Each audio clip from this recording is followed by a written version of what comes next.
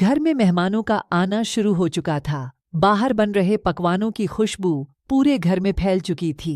उस खुशबू के बीच सभी की हंसी ठिठोली की आवाजें अम्मा को उनके कमरे में सुनाई दे रही थीं। पर उस हंसी ठिठोली में उनकी कोई दिलचस्पी नहीं थी। वह तो अपने कमरे में ही भली थी।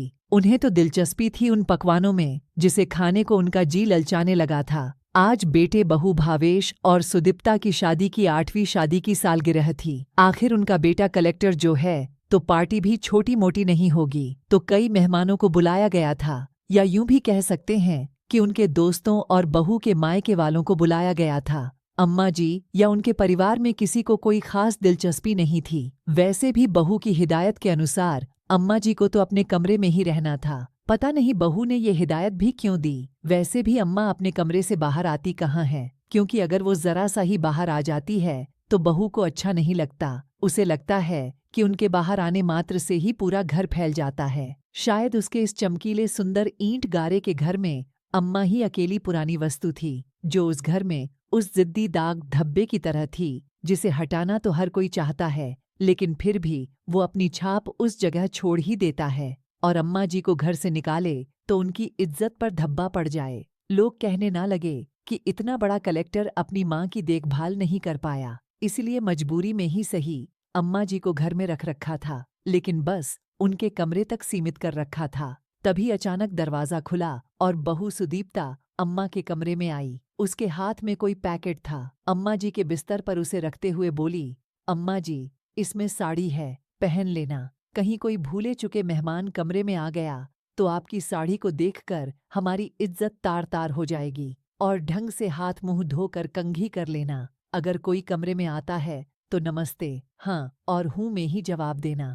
ज्यादा बोलने की जरूरत भी नहीं आपको। सुदीप्ता अपनी धुन में बोले जा रही थी, पर अम्मा उनका ध्यान अभी भी सिर्फ पकवानों की खुशबू पर ही था। तभी सुदीप्ता उनके कंधों पर हाथ रखकर उन्हें झकझोरते हुए बोली, अरे सुन रही है ना आप, मैं क्या कह रही हूँ? हाँ हाँ बहू, क्या बन रहा है आज? अम्मा ने अपनी जबान को होठों पर घुमाते हुए कहा। सुदीप्ता ने अपना माथा पीट लिया और फिर से बोलना शुरू किया, हे भगवान, जब देखो बस खाने की लगी रहती है। कुछ कहा मैंने? आपने वो सुना या नहीं? ढंग से तैयार हो जाना, बाहर आने की जरूरत नहीं है। कोई आए तो हाँ और हूँ में ही जवाब देना, इसके अलावा कुछ बोलने की जरूरत नहीं है। सुदीप्ता एक बार फिर अम्मा को उंगली दिखाकर समझाते हुए बोली। अम्मा ने हाँ में सिर हिला दिया और इतना ही कहा, बहू बहुत भूख लगी है, कुछ खाने को दे दे। सुबह सिर्फ एक कटोरी दलिया खाया था। सुदीप्ता ने उन्हें घूर कर देखा, जैसे पता नहीं अम्मा ने उससे सारी संपत्ति मांग ली हो, और फिर कमरे के बाहर चली गई। थोड़ी देर बाद घर में काम करने वाली कमलाबाई कमरे में आई और अम्मा को एक थाली देते हुए बोली, अम्मा अभी तो ये खा लो। अम्मा जी ने ललचाई नजरों से प्लेट में देखा तो एक रोटी, थोड़ी सी दाल और आलू की सूखी सब्जी रखी हुई थी। अम्मा ने उसकी तरफ आशा भरी नजरों से देखा तो कमलाबाई बोली, अम्मा अभी तो पकवान बन रहे हैं ना, पूरी तरह से तैयार नहीं हुए, इसलिए मैं सुबह का ये बचा हुआ खाना ले आई हूँ ताकि कुछ देर तो आपकी भूख शांत हो। अम्मा को भूख तो जोरों से लगी थी, इसलिए थाली लेकर उस थाली पर ही टूट पड़ी। अम्मा को इस तरह खाना खाते देखकर कमलाबाई की आंखों में भी आंसू आ गए। मन ही मन सोचने लगी, कोई कह सकता है ये कलेक्टर साहब की माँ है। वो कलेक्टर साहब जिनकी काफी इज्जत है और खूब पैसा कमा रहे हैं। उनके बेटे बहू को देखकर तो बाहर वाले भी इनकी किस्मत पर रश्क करते हैं, पर इनसे तो हमारी किस्मत लाख गुना अच्छी है। बेटा बहू मजदूरी करते हैं, मैं घरों में काम करती हूँ, लेकिन कम से कम रात का खाना एक साथ बैठकर तो खाते हैं। यहाँ तो बेटे को पता ही नहीं कि माँ के साथ क्या हो रहा है। सोचते सोचते कमलाबाई फटाफट अम्मा के कमरे की सफाई करने लगी। वैसे अम्मा के कमरे में ज्यादा कोई सामान तो था नहीं, इसलिए फटाफट व्यवस्थित हो गया। पूरे कमरे को व्यवस्थित कर बाहर से 2 कुर्सियां लाकर अम्मा के कमरे में रख दी ताकि कोई आए तो बैठने के लिए कुछ तो हो। तभी बाहर से सुदीप्ता की आवाज आई तो कमलाबाई बाहर आ गई। इधर अम्मा ने फटाफट थाली साफ कर डाली, पर भला एक रोटी से क्या हो, भूख तो अभी भी जोरों से लग रही थी, पर बोलती किससे। मन मार कर थाली एक तरफ रख जैसे तैसे उठी और हाथ मुंह धोकर पैकेट में से साड़ी निकाली। साड़ी बिल्कुल नई थी, उस पर से टैग भी नहीं हटा था। पूरे RS 410 की साड़ी थी। उसे देखकर ही अम्मा खुश हो गई। मेरे बच्चों ने पहली बार मेरे लिए साड़ी खरीदी, पर साड़ी के साथ ब्लाउज और पेटीकोट तो था ही नहीं, इसलिए अपने पुराने ब्लाउज पेटीकोट के साथ ही साड़ी पहन ली। थोड़ी देर बाद सारे मेहमान बाहर इकट्ठे हो गए तो केक काटने का वक्त हो गया। भावेश और सुदीप्ता केक काटने के लिए एक साथ आ गए। तभी भावेश के किसी दोस्त ने कहा, अरे भावेश, घर में आंटी जी भी तो है, उन्हें भी तो बुलाओ। आखिर तुम्हारी जिंदगी का इतना खुशी का दिन है तो उन्हें तो यहाँ होना ही चाहिए। उसकी बात सुनकर भावेश झेंप गया। उसने सुदीप्ता की तरफ देखा तो सुदीप्ता बात बनाते हुए बोली, अरे भैया, बात ये है कि अम्मा जी की तबीयत ठीक नहीं रहती, इसलिए वो बाहर नहीं आई। उन्होंने खुद मना किया है कि मुझे परेशान मत करना, वरना हमारा तो बड़ा मन था उन्हें बाहर लाने का, उन्हीं के हाथों से केक कटवाने का। आखिर सबको अपनी बातों से संतुष्ट कर सुदीप्ता ने भावेश के साथ मिलकर केक काटा। इधर खाने पीने में सब लोग मशगूल हो गए। इतने में कमलाबाई ने एक प्लेट अम्मा के लिए खाना लगाया तो सुदीप्ता ने उसे डांट दिया, ये क्या कर रही हो कमला, यह प्लेट लेकर जा रही हो। कमला ने झेंपते हुए कहा, मेम साहब, अम्मा को भूख लग रही होगी, उन्होंने एक रोटी ही तो खाई थी। तो एक रोटी भी काफी है तसल्ली लाने के लिए, उनकी तो उम्र हो चुकी है, उनका तो पेट ही भर गया होगा। ये प्लेट छोड़ और जाकर तेरा काम कर, अम्मा का मैं देख लूंगी। यहाँ मेहमान सिर पर खड़े हैं और तुझे अम्मा जी की पड़ी है, चल जा यहाँ से। आखिर मजबूरन कमलाबाई को प्लेट वही रखकर अपने काम पर जाना पड़ा। इधर सुदीप्ता अपने दोस्तों के साथ बिजी हो गई। रात के 11 o'clock बज गए, लेकिन अम्मा जी को खाना तक नहीं दिया। अब तो अम्मा की भूख के मारे हालत खराब होने लगी। अब उनसे बिल्कुल बर्दाश्त नहीं हो रहा था, लेकिन पार्टी तो अभी तक चल रही थी। लेकिन जब बिल्कुल बर्दाश्त नहीं हुआ तो आखिर मजबूरी में ही सही वो उठकर अपने कमरे से बाहर आ गई। उन्हें बाहर देखकर भावेश का मूड खराब हो गया। वो धीरे से सुदीप्ता पर बिगड़ते हुए बोला, सुदीप्ता, तुमसे कहा था ना मैंने, ये अम्मा बाहर क्या कर रही है, तुम्हें मेरी इज्जत का बिल्कुल भी ख्याल नहीं है, अंदर लेकर जाओ, मैंने अभी के अभी। सुदीप्ता फटाफट अम्मा के पास गई और उन्हें अंदर धकेलते हुए बोली, अम्मा जी, आप बाहर क्या कर रहे हो, आपकी तबीयत खराब है ना, चलिए अंदर चलिए, आराम कीजिए। लेकिन अम्मा भूख से तड़प रही थी तो सबके सामने ही बोल पड़ी, बहू, मुझे बहुत जोर से भूख लगी है, कुछ खाने को दे दे। उनकी बात सुनकर सब लोग हैरानी से अम्मा की तरफ देखने लगे। इतने बड़े कलेक्टर की माँ अभी तक भूखी प्यासी बैठी है, जबकि कलेक्टर साहब सबको पकवान खिला रहे हैं। कुछ लोग दबी जबान से बात करने लगे। कुछ बातें भावेश और सुदीप्ता के कान तक भी पहुंची। आखिर सुदीप्ता अम्मा को अंदर जबरदस्ती खींचते हुए ले गई। जबरदस्ती उन्हें उनके पलंग की तरफ धकेलते हुए बोली, खबरदार, जो आप बाहर आई तो मुझसे बुरा कोई नहीं होगा। शर्म नहीं आती अपने बेटे की इज्जत इस तरह से उछालते हुए? क्या बताना चाहती आप लोगों को कि हम आपको भूखे रखते हैं? आपसे तो मैं बाद में बात करूंगी, पहले जो बाहर आप रायता फैलाकर आई है उसे तो समेटूं।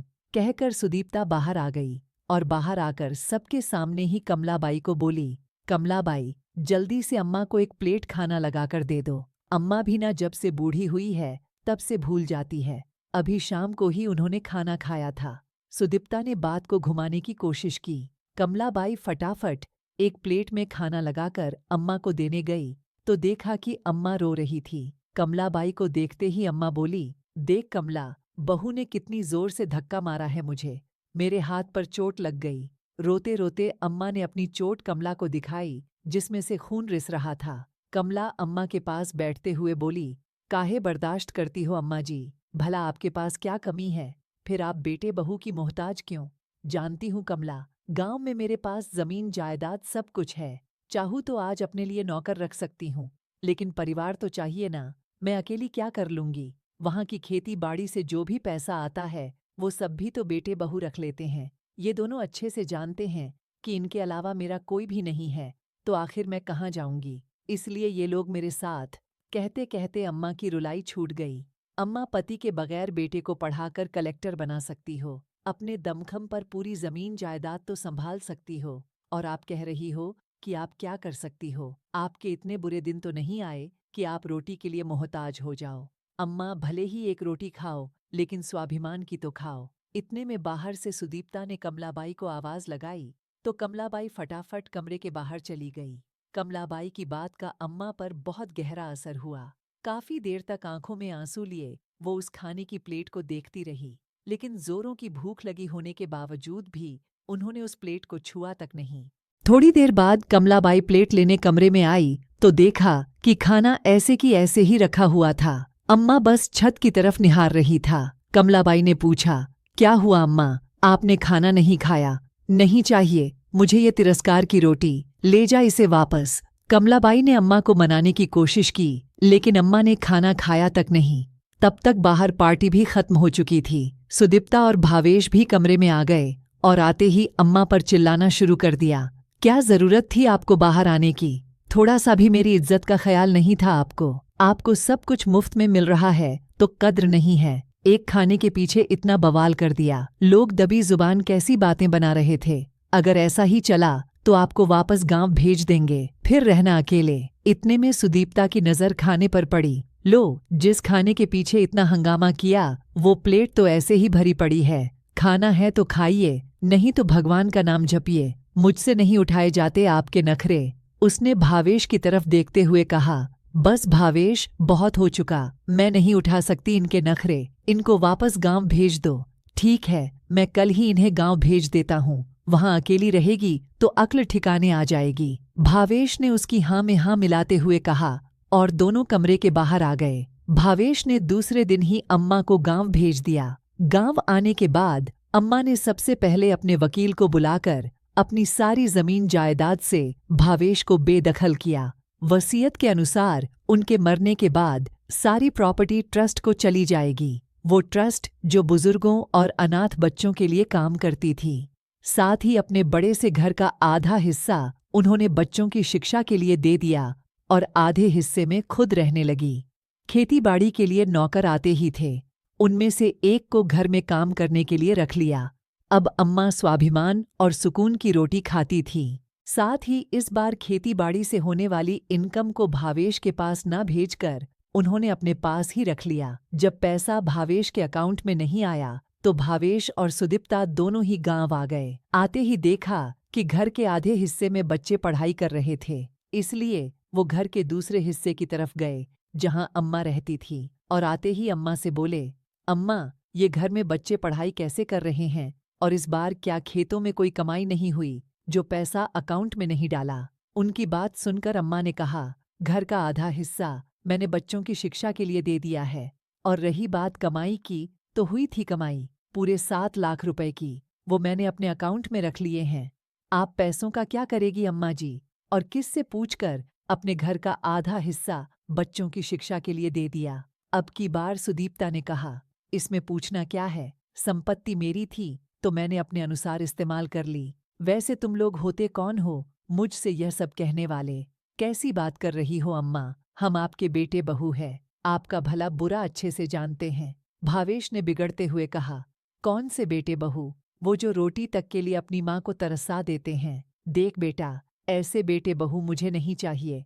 वैसे भी मैं तुम्हें प्रॉपर्टी से बेदखल कर चुकी हूँ, तो अब गांव में तुम्हारे लिए कुछ रखा भी नहीं है।